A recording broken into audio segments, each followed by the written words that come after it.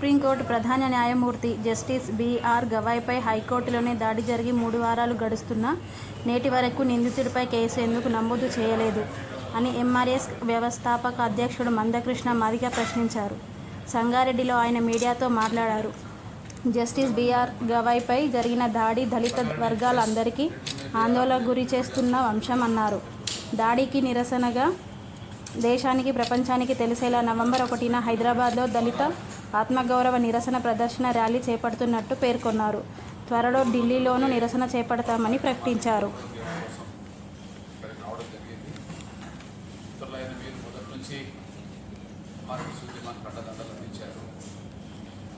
కీలకమైన press meet కూడా సమాజంలో అన్ని వర్గాలు చేరే విధంగా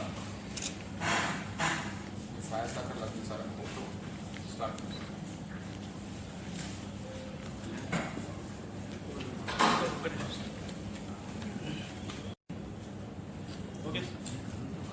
చీఫ్ జస్టిస్ గౌరవ గవాయ్ గారి మీద సుప్రీంకోర్టులోనే దాడి జరిగి 3 వారాలు గడిచిపోతున్నప్పటికీ దాడి చేసిన వ్యక్తిని అరెస్ట్ చేయలేదు.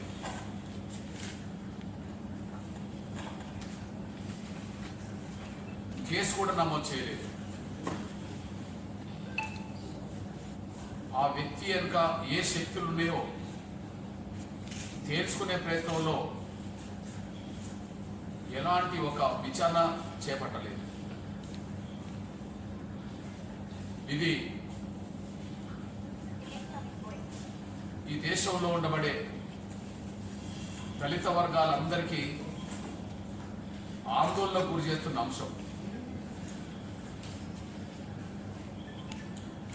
దాడి జరిగిన వెంటనే గౌరవ ప్రధానమంత్రి నరేంద్ర మోడీ గారితో పాటు ప్రతిపక్ష పార్టీకి సంబంధించిన రాహుల్ గాంధీ గారితో పాటు, సోనియా గాంధీ గారితో పాటు, ఖర్గే గారితో పాటు వామపక్షాలు, ఈ దేశంలో ఉండబడే ప్రతి రాజకీయ పక్షాలకు సంబంధించిన నేతలందరూ ముక్త కంఠంతో ఈ దాడిని 3 రకాలుగా పరిగణలోకి తీసుకొని ఖండించారు. ఒకటి, ఇది చీఫ్ జస్టిస్ దళితుడు కాబట్టి అది దళితులందరినీ దాడిగా మాట్లాడిన రాజకీయ నేతలు ఉన్నారు. న్యాయ వ్యవస్థకే సుప్రీంకోర్టు ఒక ఉన్నత వ్యవస్థ కాబట్టి అది న్యాయ వ్యవస్థ మీద దాడిగా ప్రతిపక్షాల పార్టీలు మాట్లాడినాయి. న్యాయ వ్యవస్థ రాజ్యాంగం పరిధిలో పనిచేస్తుంది కాబట్టి ఇది రాజ్యాంగం మీద జరిగిన దాడిగా రాజకీయ పక్షాలు మాట్లాడినాయి. గవాయ్ గారి మీద జరిగిన దాడిని అది దళితుల మీద జరిగిన దాడిగా, అది న్యాయ వ్యవస్థ మీద జరిగిన దాడిగా, అది రాజ్యాంగం మీద జరిగిన దాడిగా రాజకీయ పక్షాలు మాట్లాడినాయి. మేధావులందరూ 90% పైగా ఈ దేశంలో ఉండబడే మేధావులందరూ ఈ దాడిని ఖండిస్తూ వాళ్ళకు ఉండబడే ఆలోచన మేరకు ప్రింట్ అండ్ ఎలక్ట్రానిక్ మీడియాలోనూ వాళ్ళ అభిప్రాయాలు చెప్పడం జరిగింది. అయినప్పటికీ ఈ రోజు వరకు కేసు నమోదు కాలేదు, ఈ రోజు వరకు అరెస్ట్ చేయలేదు. దానివల్ల పరిణామాలు ఎంత దూరం వచ్చినాయంటే, కేసు నమోదు కాకపోవడం వల్ల, తనని అరెస్ట్ చేయకపోవడం వల్ల, తన వెనుక ఏ శక్తులు ఉన్నాయో బయటకు తీసుకొచ్చే విధంగా ఒక విచారణ జరగకపోవడం వల్ల దాడి చేసిన వ్యక్తి సోషల్ మీడియాలో, ప్రింట్ మీడియాలో, ఎలక్ట్రానిక్ మీడియాలో మేము మళ్ళీ దాడి చేస్తామని మాట్లాడే కాడికి వచ్చేసింది. మేము మళ్ళీ దాడి చేస్తామని మాట్లాడే కాడికి వచ్చేసింది. ఈ దేశంలో చట్టాలు ఉన్నాయా లేవా? రాజ్యాంగం ఉన్నదా లేదా? మనకు చట్టాలు ఉన్నాయా లేవా? రాజ్యాంగం ఉన్నదా లేదా? ఆ స్థానంలో సిజే గారి స్థానంలో దళితుడు కాకుండా ఇంకొక వ్యక్తి ఉంటే ఈ దాడి జరిగేది కాదు. ఒకవేళ దాడి జరిగితే వెంటనే అరెస్ట్ చేయడానికి దారి తీసేది. ఇది మా స్పష్టమైన అభిప్రాయం. మేము స్పష్టం చేస్తున్నాం. ఈ మధ్యకాలంలో 2 సంఘటనలు జరిగినాయి.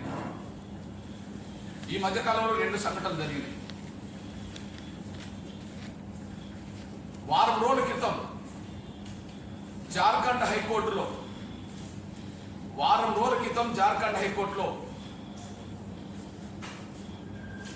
జడ్జికి ఒక లాయర్కి మధ్యలో వాగ్వాదం జరిగింది.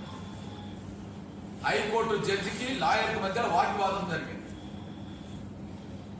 ఏదో విద్యుత్ శాఖకు సంబంధించిన డిపార్ట్మెంట్ లో జరిగిన దాని మీద కేసు విచారణ జరుగుతున్నప్పుడు లాయరు జడ్జి మీద ఒక దురుసుగా ఒక 2-3 మాటలు మాట్లాడాడు. మీ న్యాయ వ్యవస్థ వల్లనే దేశం తగలబడిపోతుందని మాట్లాడాడు. దానికి వెంటనే న్యాయమూర్తిని నువ్వు అగౌరవపరిచావు, న్యాయ వ్యవస్థను అగౌరవపరిచావు అని చెప్పి 5 జడ్జీలు ధర్మాసనం ఏర్పడి 1 గంటలోనే అతని మీద సుమోటో కేసు నమోదు చేశారు.